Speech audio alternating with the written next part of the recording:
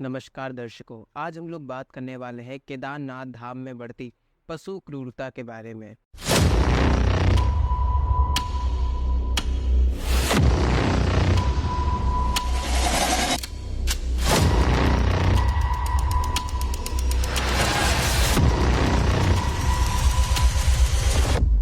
ये बात कितनी खेद की है कि पशु क्रूरता उनके धाम में हो रही है जो खुद सभी पशुओं के प्यारे हैं।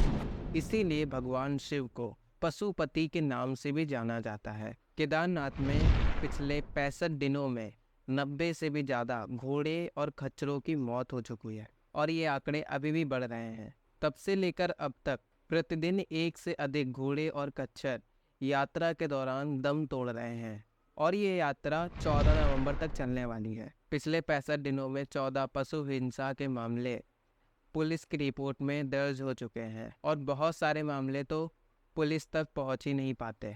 इस साल केदारनाथ यात्रा के लिए 7,000 घोड़ों और खच्चरों का रजिस्ट्रेशन हुआ है। इनमें से 1,000 घोड़े और खच्चर सामान ढुलाई के लिए इस्तेमाल किए जा रहे हैं और बचे 6,000 घोड़ों और खच्चरों का इस्तेमाल इंसानों को मंदिर तक पहुंचाने के लिए इस्तेमाल किया जा रहा है। और आपको जान करके हैरानी होगी कि इन जानवरों पर ज़रूरत से ज़्यादा भारी सामान लाद दिया जाता है। अगर कोई घोड़ा या खच्चर बीच यात्रा के दौरान थक कर गिर जाता है तो उसे तब तक पीटा जाता है जब तक वो दोबारा चलने के लिए तैयार नहीं हो जाता। केदारनाथ धाम उत्तराखंड के रुद्रप्रयाग जिले में स्थित है। समुद्र तल से 11,759 फीट की ऊंचाई पर ये पंच केदार में से एक धाम है। ये कहा जाता है कि केदारनाथ मंदिर तक पहुंचना असल में एक कठिन तपस्या करने के बराबर है जो हर कोई व्यक्ति नहीं कर सकता। अगर आपको भी भगवान का आशीर्वाद प्राप्त करना है तो आपको तपस्या तो करनी ही पड़ेगी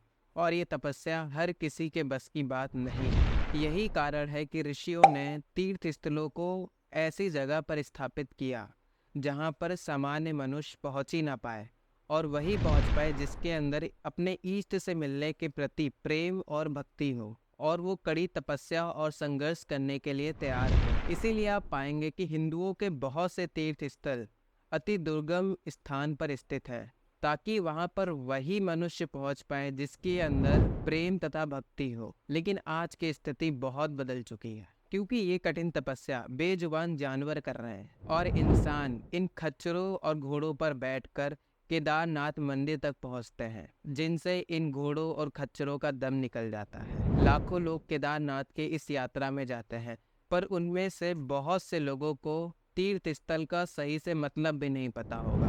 अगर इन्हें तीर्थ स्थल का सही मतलब भी पता होता तो शायद ये घोड़े और खच्चरों का इस्तेमाल ना करते। पर आज समस्या ही यही है कि हिंदुओं को अपने तीर्थ स्थलों के बारे में भी नहीं पता है। केदारनाथ धाम की एक तरफ का ट्रैक यानी कि एक तरफ की यात्रा 16 किलोमीटर की है जो कि गौरी कुंड से शुरू होती है। जब कोई व्यक्ति घोड़ा या खच्चर बुक करता है तो उस घोड़े या खच्चर को चढ़ने से लेकर उतरने तक 32 किलोमीटर की कठिन यात्रा तय करनी पड़ती है। हम सभी लोगों से यही कहना चाहेंगे कि इस यात्रा का असली फायदा तभी होगा जब आप खुद पैदल भगवान शिव जी के मंदिर तक पहुंचे।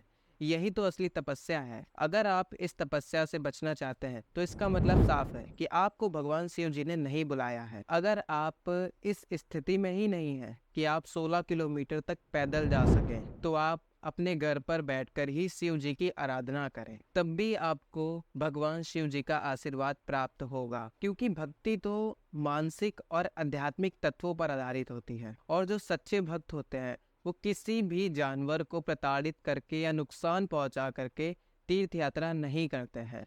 अगर आप किसी जानवर को नुकसान पहुंचा करके तीर्थ यात्रा करना चाहते हैं तो इससे कई गुना बेहतर है आप घर पर बैठ के शिव जी की पूजा करें। धन्यवाद।